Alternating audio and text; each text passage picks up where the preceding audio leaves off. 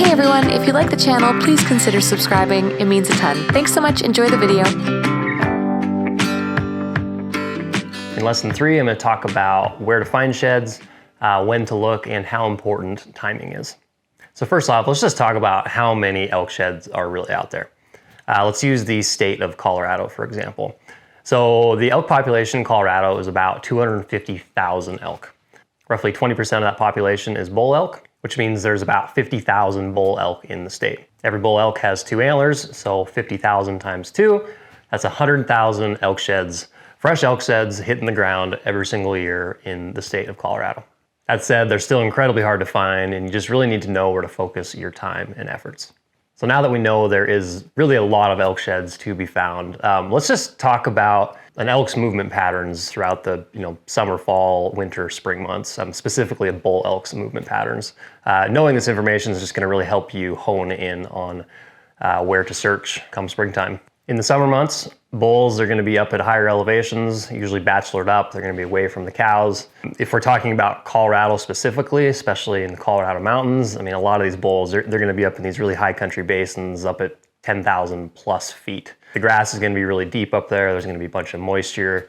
Great place to spend the summers, usually less predators as well. But the main thing about those basins that time of year is there is tons of food, tons of nutrients. Those bulls can get big and fat. And all those nutrients is just going to lead to really good, healthy antler growth. Towards the end of summer, so in like August, even early September, these bulls, they're going to leave the high country, and the rut's going to kick in, and they're going to go seek out cow elk. Cows can kind of be scattered all over, but generally speaking, the bulls are going to leave the high country. They're going to go to lower elevations to where the cows are at, and they're going to spend September and into October rutting with the cow elk. And then once the rut is done, so later into fall, the bulls are going to go, they're kind of going to go peace off and go up, usually higher elevations, usually somewhere very secluded, totally off by themselves. Then in the winter months, when the snow starts getting deep, temps start getting really cold, these elk are going to kind of come out of their little hidey holes. They're going to move towards big prominent feeding sources on areas that I call them winter ranges. They're places that have got good feed, good cover. They're usually a long ways away from predators or kind of out of the danger of most predators. A good classic winter range is going to have a big open south-facing slope. Usually it's got a bunch of feed on it, so big wide open grass, maybe a bunch of sagebrush. And on the backside of that, there's going to be a big north-facing slope that's usually just full of timber, full of deep snow, and those elk will use that as a little sanctuary. That they'll bed in here, they'll seek shelter from predators, and they'll basically go back and forth between the feeding area and the bedding area. Another thing about the south-facing slope on a good winter range is the wind is usually blowing pretty hard on that face, and it gets good sunlight. Good sun and wind, it'll blow all that snow off and kind of maintain that slope remains a good feeding source for those elk. So not all winter range kind of falls into this classic category of a big wide open south facer with a bunch of sun and then a big classic north facer. If you do find an area like that, it's definitely worth taking note of. I'll bet there's elk there. Other good winter ranges, I mean, honestly, they're areas that get good sun, they get a lot of wind. There's some feeding area as well as right next to the feeding area, there's a bunch of thick timber that the elk will use for cover and for bedding. But when an elk is on its winter range, it really won't leave that until mid-April. If you find a good winter range, that can be a really, really great spot to look for sheds. So then we fast forward into spring, April, May, June. By this time period, the elk they're going to start leaving their winter range, and they're actually going to start working up kind of with the snow line back towards their summer range.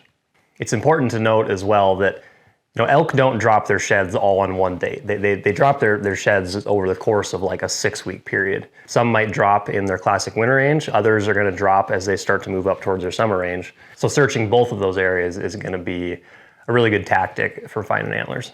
All this to say, if you want to find elk sheds, you got to go where the bull elk are spending their winters and springs. If you were to go where the bull elk are spending their summers, there might be 10 feet of snow up there, and logically it doesn't make any sense that a bull is going to be up in 10 feet of snow. If there does happen to be a little pocket way up high, in a secluded basin that maybe is surrounded by 10 feet of snow, but there's a little patch of grass up there, it could literally be 10 yards wide that also has a bunch of thick timber nearby.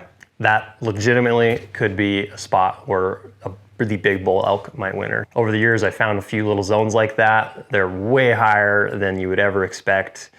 In my mind, I'm like, what the heck is this elk doing up here? But these couple spots that I'm referring to, they're in areas that have a lot of wolves. And I think these elk are just willing to do just about anything to get as far away from predation as possible.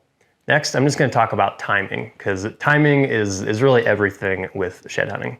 So deer are gonna drop their sheds in January, February, and then elk are typically gonna drop their sheds kind of throughout the whole month of April. If you start looking for sheds kind of on the early onset of the drop, say you go looking for deer sheds in January, there might be a few on the ground, but generally speaking, most of the antlers are probably still attached to the animals' heads. And if you go into these areas, you're gonna run a really high risk of bumping all these animals. You're probably gonna push them off of their kind of classic winter range, which is gonna do a few things. It's gonna make it way harder for you to find sheds in like the next week or two, and unless they all just happen to come right back, which is unlikely. And two, it's going to put just some undue stress on these animals during their weakest months. So when I'm out shed hunting, I always err on the side of caution. I always try to go a little bit later. Going a little bit later means less stress put on animals. It also means that probably more sheds are going to be in those kind of classic winter range areas. Also, if you start too early, you run the risk of kind of getting caught in some big snowstorms. And nothing wrong with snow, we all have the gear to handle it, but if it snows even 2 inches, I mean, that's gonna bury sheds. It's gonna cover them up with just the right amount of snow, and it's gonna make them dang near impossible to see.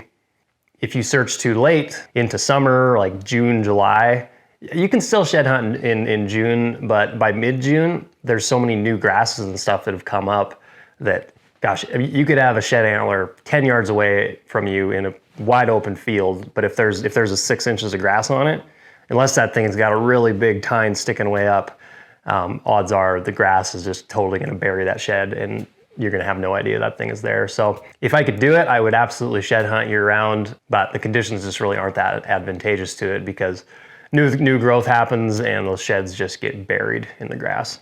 Lastly, if you search a little bit too late during shed season, the odds of rodents, bears, coyotes, whatever, chewing on antlers goes way up. Critters love to chew on antlers. I've seen cattle chew on antlers, horses chew on antlers. I've even seen other bull elk chew on like fresh antlers that are laying on the ground. So you always run the risk of if you wait too late, or if you shed hunt much later into the spring or into early summer, odds are pretty good a lot of those antlers are going to get chewed up. In the next lesson, I'm going to share with you how to identify areas that have really good elk densities. I'm going to share with you how to find winter ranges, what to look for, as well as how to scout these areas in the winter.